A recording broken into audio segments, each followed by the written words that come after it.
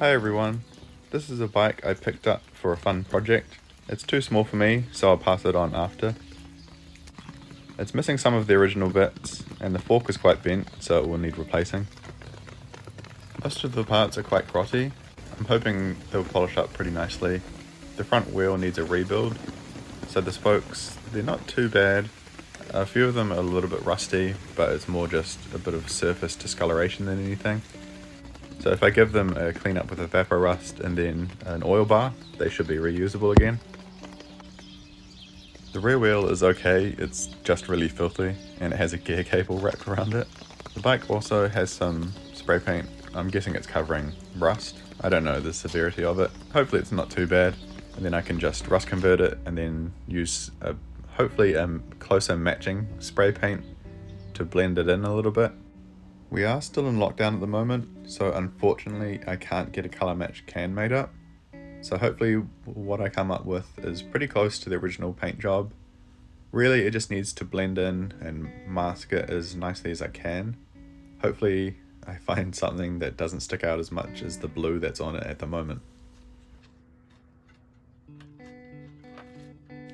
So stripping it down, it went pretty smoothly.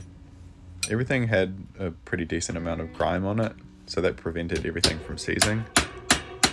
The one thing that was a little bit stuck was the stem, but I think that was just the stem wedge that's on the quill stem, because once I smacked that down a little bit, the stem came out pretty easily. I don't know what this headset is off, but it doesn't really suit the classic look that I want, so I've got something else that's more suitable. I'll throw that on. It did actually feel pretty smooth, so I'll probably use that on another bike. So the plan is to build it up as close to stock as I can get it without having to do a full respray and then decals as well. So I'll get a bike that has the same parts on it, or hopefully find a group set. It's probably more likely that I'll find a bike that has the Shimano 600 Arabesque parts on it than it is finding a complete group set for sale. So this non-dry side crank arm, it wasn't a stock item, and actually it's not even a Shimano item. As you can see here, it has a little SR logo on it. So I don't know why somebody put that on. I guess it was just whatever was kicking around, which is fair enough. So hopefully I find a bike that has the same, at least a non-drive side crank arm, and then the rear derailleur I'll need as well. So the frame had these Shimano EF dropouts on it, and the tubing of the frame is Miyata's Hardlight FM2, which is a double butted tubing. Another problem area of steel frames is the bottom bracket. These do seize on occasion. It seems to happen less on unsealed bottom brackets as the grease spreads more. Sort of an unintentional benefit of the unsealed unit. Yuck. I normally throw some penetrating oil and a couple of other fluids like ATF down the seat tube, but because it had these holes in here, any fluid I put would just leak out, so I didn't bother. Luckily the bottom bracket came out pretty easily though. And then the drive side came out easily as well. I normally put them in the vise. It gets a really good grip on the bottom bracket cup.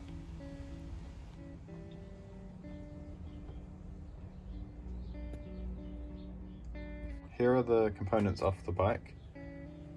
Obviously missing the original non-drive side crank arm, so that's kind of a pain because I quite like these cranks. They look really nice. Brake levers, they will probably clean up. This one looks alright. This one has a little bit of scuffing on it, but that's okay. The bottom bracket I won't use because it's an unsealed item. Shifters, I'll be using those because it's a lot easier than finding like a mount to use road drifters, and I would like it to be original, for lack of a better term, because a lot of the parts will be replaced. Then I'll be using the factory brakes. They need a bit of a cleanup. There's just road schmuck everywhere. The rear derailleur, that's a newer item, so that's not going to be used. The pedals, I have no idea what pedals I'm going to use. If I have some older ones, then I won't be using those. The front derailleur actually looks not too bad. It's very dirty. very minimal rust on it, probably because of all the all the gunk on it.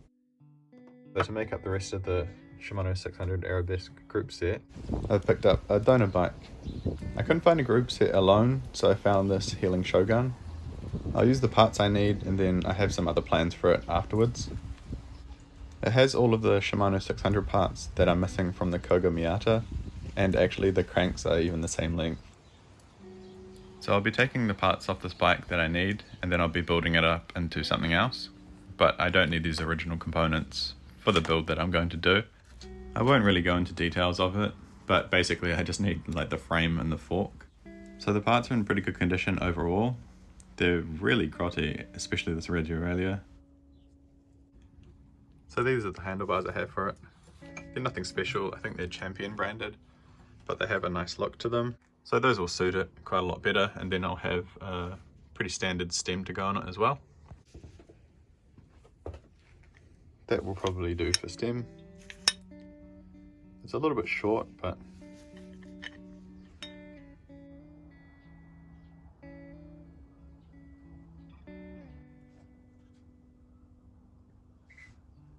so the fork I have for it, it has these Suntour dropouts. I can't remember the make of fork, but it does have a Ishiwara sticker on it, and these beautiful round blades.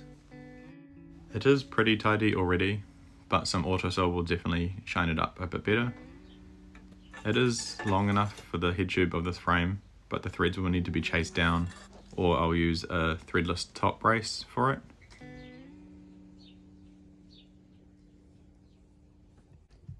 So now that the bike is all stripped and I've got everything sort of in order, I need to go through, clean everything up, evapor rust the things that need evapor rusting. So there's a couple of bolts, then this front derailleur, also the steel has a couple of little spots of rust. There's a couple of spots on other things. These springs always rust out. And then once I've evapor rusted everything, I'll polish everything up. These forks should come up quite nicely as well.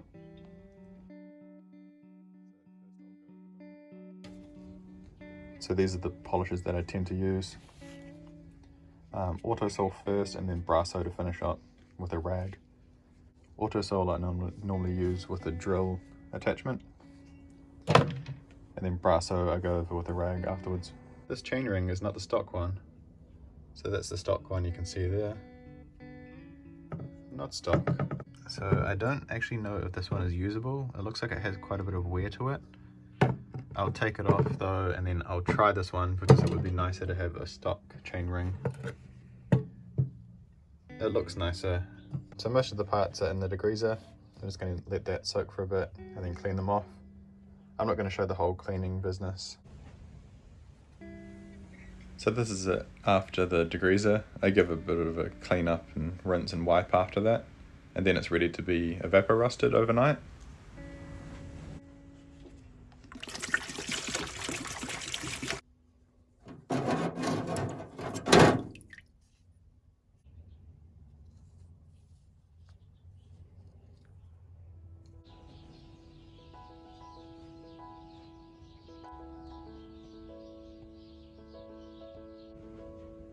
So here's the cranks before.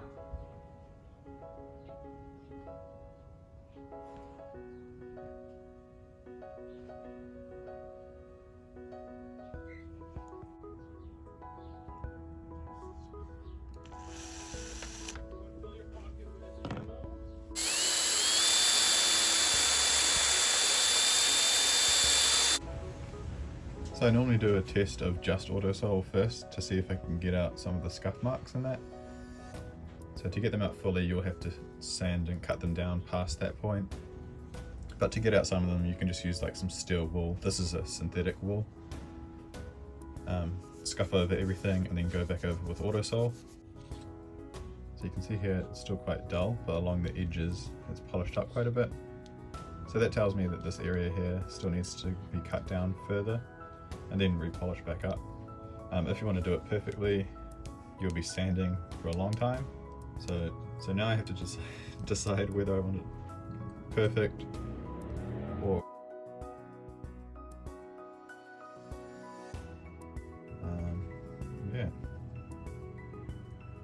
It does take a long time to polish stuff up. So I've gone over a couple of those spots with a more coarse scouring pad. And it seems to have got rid of the oxidization. There was a couple of patches there. So when I go over again with the finer one and then auto sole, it should come up like polished all nicely again.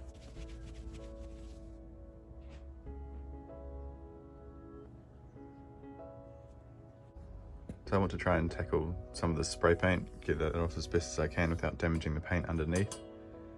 So the least abrasive way is to use some carnauba wax, which sort of breaks down a bit of the spray paint. From there you use if that doesn't work too well or if it's taking too long, then you can use some polishing compound. And if the polishing compound doesn't work, then you can use something to sort of sand it off, which is quite abrasive. But I tend to prefer mechanical or physical removal when I'm trying to get rid of overspraying paint that I don't want on there. So this is a polishing compound. It's quite a mild rubbing compound. I prefer this over like a chemical remover like paint stripper or like alcohol or something like that. It's easier to see if you're doing damage to the paint underneath. Chemical strippers, it's kind of hard to see the damage that you're doing to the original paint, and often the damage is done before you even notice it. So that's why I like to do like the physical mechanical version. With that said, I do actually do some damage to the spot here. I wear through a little bit of the paint, as you can see by this, like the white spots. Not really a big deal because I'll be going over it with spray paint anyway, but it's something to note that you shouldn't really daydream when you're doing this. So the decals it looked like dirt sort of trapped in some of the scratches in the decals. So I wanted to try this method just to see if it would clean it up. I've done it once before, but it's sort of hard to tell whether it's stained or not. But this did work really well, so I'll be doing it again some other time. And then I just went on to the rust converter, just so I can sort of have it going in the background while I'm polishing up the rest of the parts. So rust converter is really good. It converts the rust to a primable paintable surface, and then you don't have to worry about it again. It won't resurface. You don't have to paint over it. You can if you want. On a black frame, I tend to not paint over it because it blends in quite well. But on a light colored frame, I try to go over it with a paint match that's pretty similar to the original paint, just so it blends in a bit better and doesn't stick out so much. So after polishing up the derailleurs, it was time to polish the stem. I decided to show you how it can come up just by hand polishing it pretty quickly. So this, I just used one of those metal finishing pads, it's basically like a Scotch Brite pad, and then using autosole on it.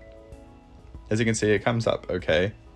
It's good if you don't have any power tools, you don't really want to invest. You can really just get like a $5 finishing pad and then some autosole and do a pretty good job. It does come up a lot quicker and a lot easier if you get like the cone attachment for a drill or a buffing wheel for your bench grinder. A Dremel is really good at getting in like the finicky spots.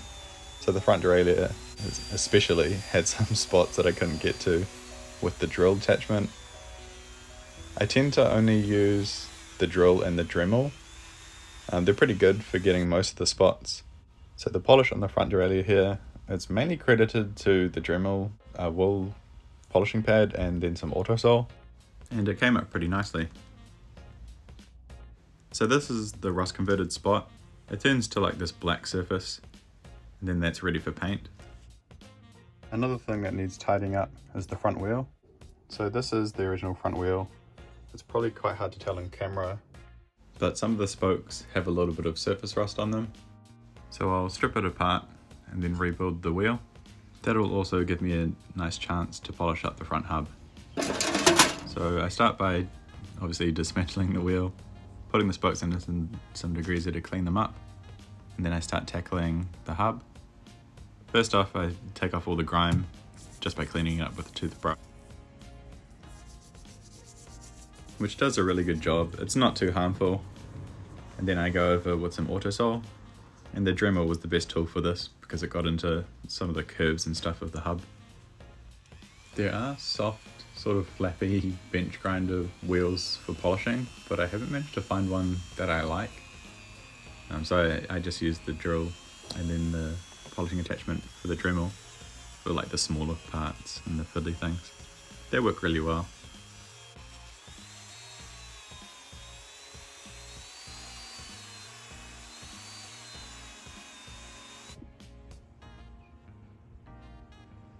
So that's the hub half done, and that's it fully done. I'm really happy with how it came up actually. It looks nice and polished. And then it was time to do the rim.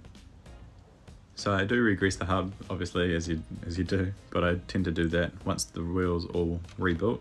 So checking out the spokes, these are them after a vapor rust and an oil bath. So these look quite nice, they're all good to go. I don't put in much footage of rebuilding the wheel. There are plenty of YouTube videos to show how you do that. I don't have a tuning stand, so I just use either the front fork or the rear triangle of a frame. So that's it before truing it.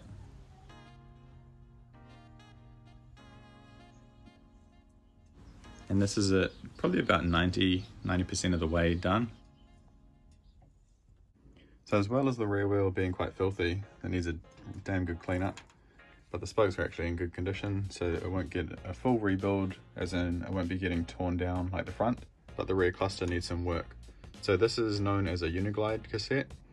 So this last cog here, the smallest cog, is actually threaded and it threads onto the freehub body. So this has a few broken teeth on it, but they don't unfortunately make the uniglide cassettes new anymore. So you can use a hyperglide cassette modified to fit onto the uniglide hub. You'll just have to use the original threaded small cog. The hyperglide cassettes do shift a bit better as well. So it's a bit of an upgrade if anything. So now you can see the spline pattern. Basically it's just all even compared to the regular, or the more common now, hyperglide, which just has like one big one and then one little one, then the rest are even. So by widening the narrow spline of the hyperglide cassette with a file, you can fit the hyperglide cassette to a uniglide freehub, and then you use the stock threaded cog to secure it onto the freehub. So in order to fit this cog on, I need to separate them. So you can use a file on the heads of the rivets. Or drilling them does the same thing, you just want to remove that head so you can bust the rivets through.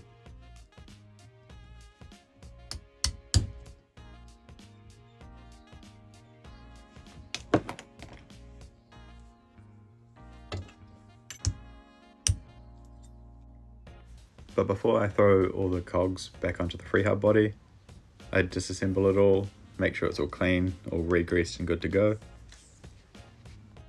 And all polished up as well. It's definitely a lot harder to do with the spokes and everything still attached. So I just do that with a rag by hand. Basically just thread a rag through, or like around the hub with some autosole on it and sort of work it back and forth.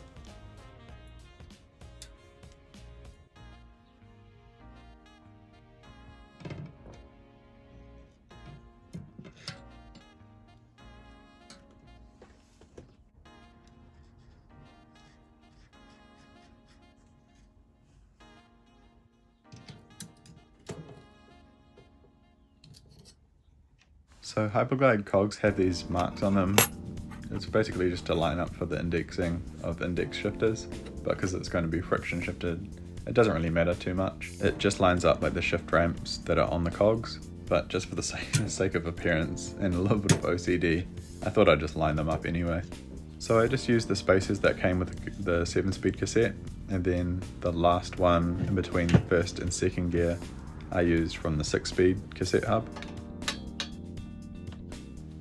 And then it was time to put the headset cups back in, double check the fork length, and then find out that it's a little bit too long.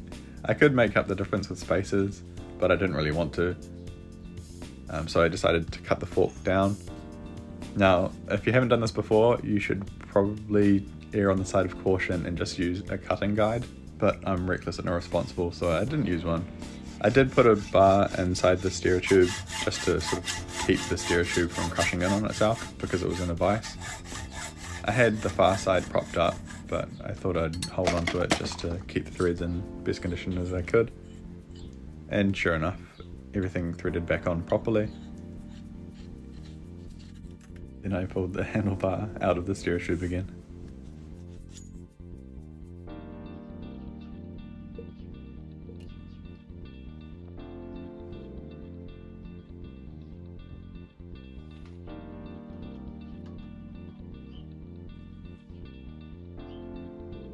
This is the fork all cleaned up. I just used auto sole on it. I did use the dual attachment as well, and then just sort of lightly cleaned it off with a rag afterwards. So the little bits of rust came off the top. So this is a threadless race. It's a Diacomp A headset top race, I think. I'm certainly not the first person to do this.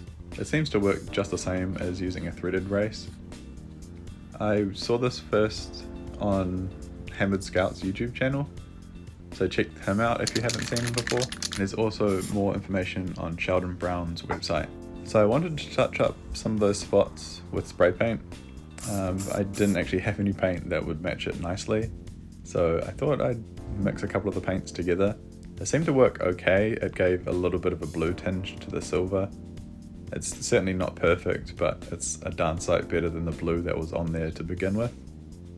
You can see it when up close, but from a couple of steps back, like I'll show you here.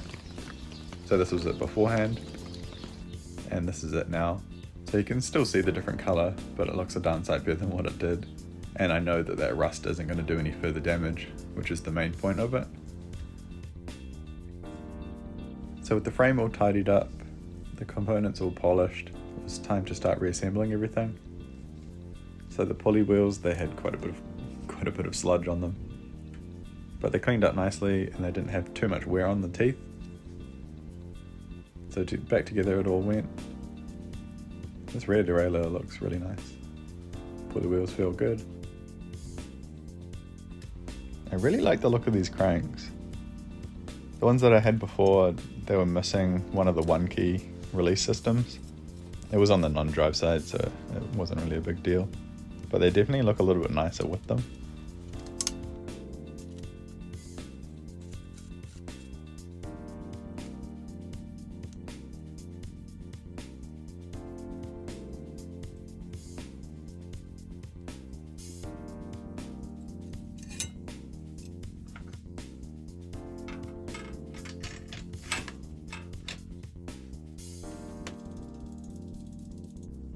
So I thought I would just check that the rear derailleur actually clears the 28 tooth cog. I wouldn't know for sure it would work until I get a chain on, because that way I can see if the derailleur is going to take up all the slack from being in the different gears. Sometimes it doesn't quite reach, or sometimes it doesn't quite make up the capacity. Just throwing the tyres on now.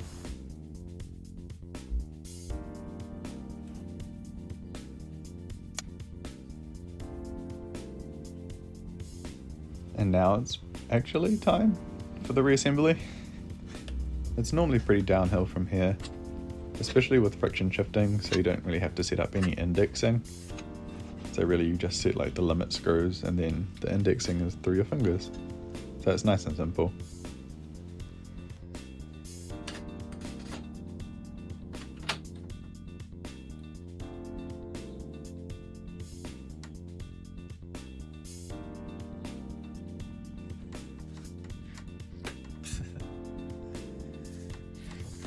That ain't gonna fly.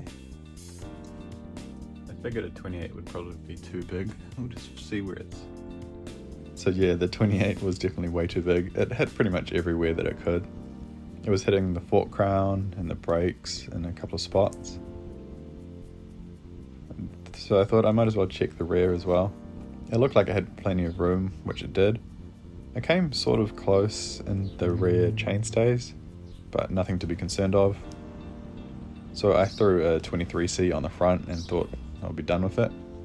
It might actually fit a 25, but it would be quite close. I like to have a bit of clearance in case there's sticks or stones or something that gets stuck in. It's kind of dangerous if you do get a stick that locks up the front tyre, or even just sort of skips it. So I thought I'll play it safe, throw the 23 on, and it actually worked out quite good because I had a 23, I didn't have to order a 25. So it was a win-win really. I thought the 23 might look goofy compared to the 28 on the rear, but it didn't. I don't know if that was because of the height of the tire, so it doesn't show up too much. But it looks fine, so I'm going to leave it that as is. I thought I might want to order 25 just to sort of close up the difference, but it's not really too noticeable. So I replaced the bottom bracket with the sealed unit. I just used the same width one, I think it was 116 millimeters. I did this just so it's less maintenance for the new owner. I don't mind re-greasing bearings every now and then, but having a sealed unit, it definitely cuts down on maintenance.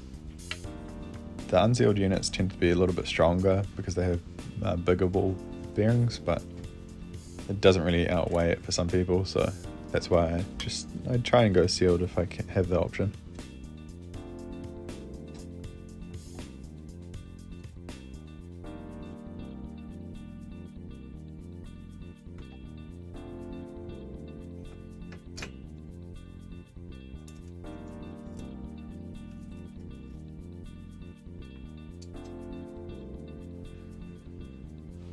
So one of the barrel adjusters in the rear brake actually had a ferrule stuck in it, so I tend to just drill them out.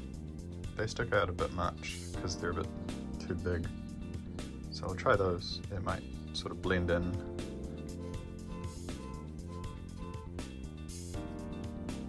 It's certainly not great, but it's the lesser of two evils, or three I suppose if you guess.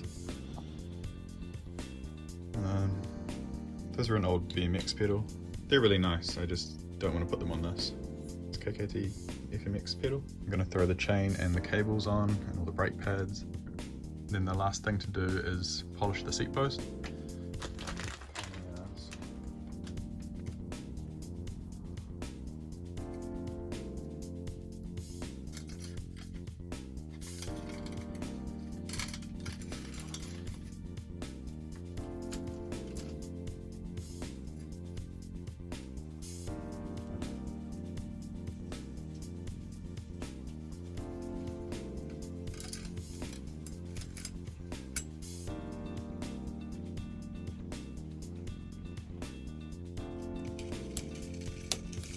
There we go. It's better.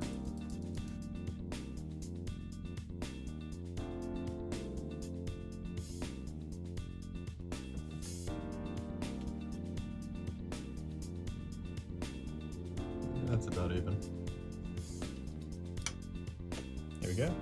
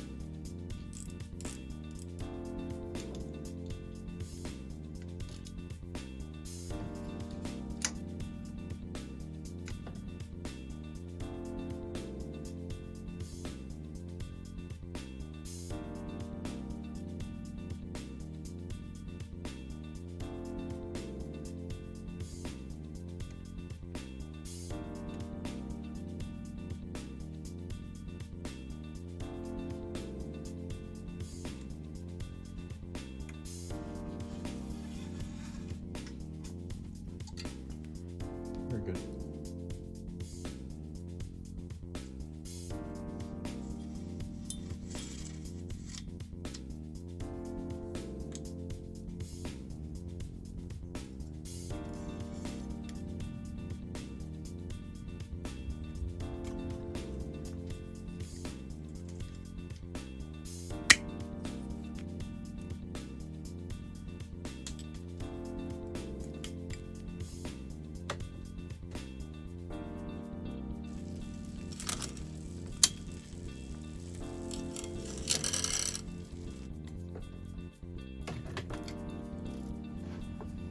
So I don't want these pedals on.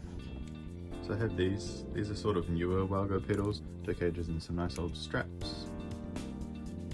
So I have these, they're off one of my other bikes, but they'll suit this quite a bit better than those other pedals, so I'll throw these on.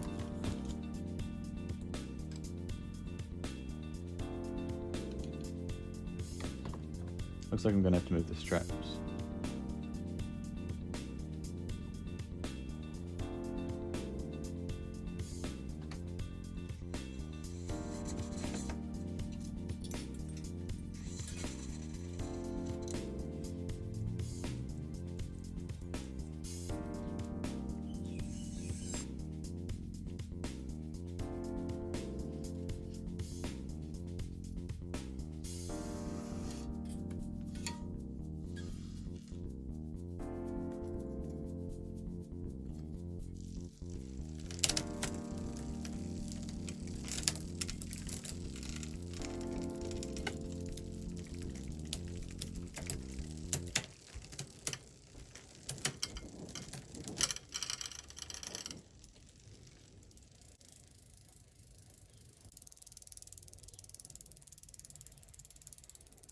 Now I was going to throw the silver at it, but after looking at it there are some spots where it's like gritty and it's dented and stuff, so the silver would definitely look better like color wise, but I think this will look better just because it's new, so I'm just going to throw this at it.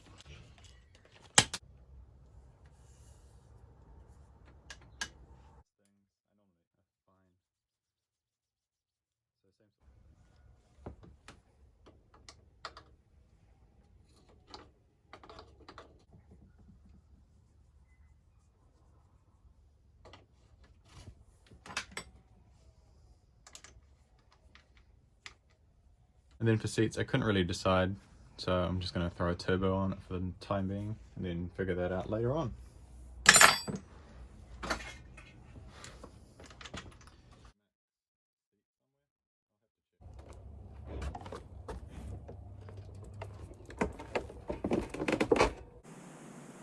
So first time riding a road bike in a while actually, especially something with a 23mm tyre on it. Yeah, wish me luck.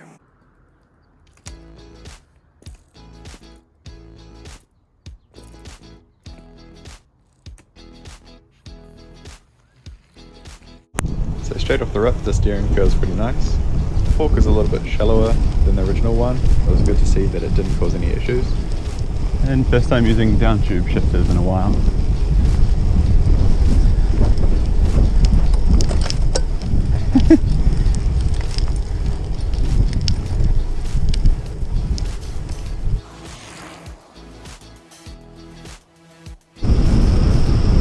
Bit of flex in the fork, got a little bit of comfort.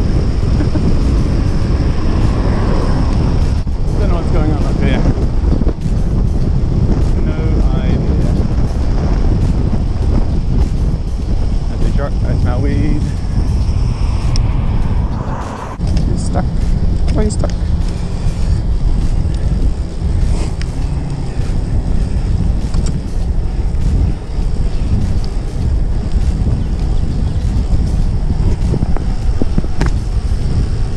So it is weird with down tube shifters on a frame that's too small for you. It feels like I'm gonna grab my knee. I suppose I am.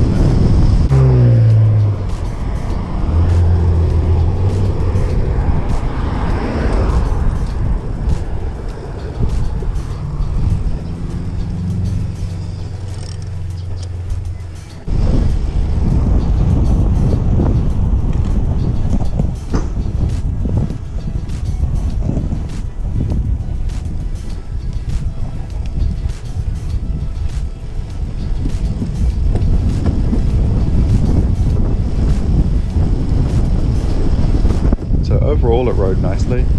The riding position was a bit aggressive for my liking, probably exaggerated by it being 2 sizes too small for me. It cornered nicely and I didn't clip my toes on the front tyre, and it was fun using down tube shifters again. The brakes surprised me. They worked really well. It was certainly fast, but the low gearing at the back, it could take a hill if needed. I'm really stoked with how it looks. It certainly looks a lot better than what it did. A lot of the parts polished up nicely, and the end result, as you can see, it just looks a darn sight better than what it did, especially the 600 Arabesque cranks. I have a couple of things left to do, like there's no covers for the 600 hubs. They have like a grease port, as you can see the little hole there, so I need to cover those up. They normally have like a spring, which is basically just a bit of spring steel that wraps around the hub. I need to cover that up somehow so water and grease doesn't get in and out. And then the left hand side of the handlebars, I need to redo the tape. But other than that, it's all good to go. The chain rings accepted the new chain nicely, so there was no slipping or anything. So that's all there is for today. Thanks for checking out the video, and I'll see you in the next one. Bye.